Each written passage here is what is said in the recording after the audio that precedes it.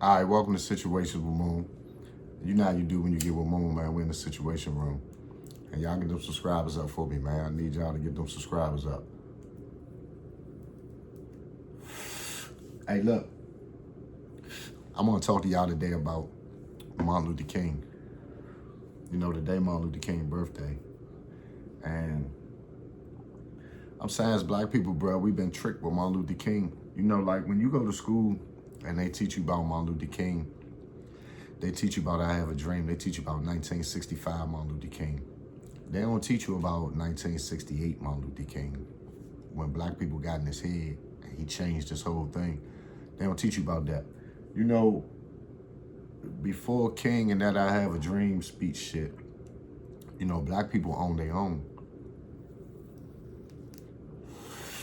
We had our own schools, own restaurants, own grocery store, own bank. You had to go to your own water fountain, own bathroom. You know, you had to use black water fountains. You had to use color water fountains. You had to go to color restaurants. You had to go to color schools and stuff. And what Martin Luther King did was he integrated us. And pretty much, you know what I'm saying, they started wanting to eat at white restaurants, live in white communities, work with white people. And he integrated us, and this shit took everything we had and shit set us back 100 years. You know what I'm saying? So when I hear Martin Luther King, me personally, I hear sellout.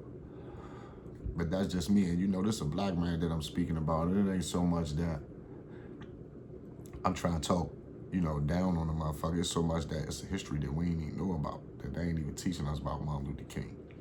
So, you know, when Elijah Muhammad and Harry Belafonte, like all of these guys that was, you know, like a lot of black leaders that was going to King and talking to him. And like a lot of people went to him and asked him, like, the fuck is you doing? Like, you tripping.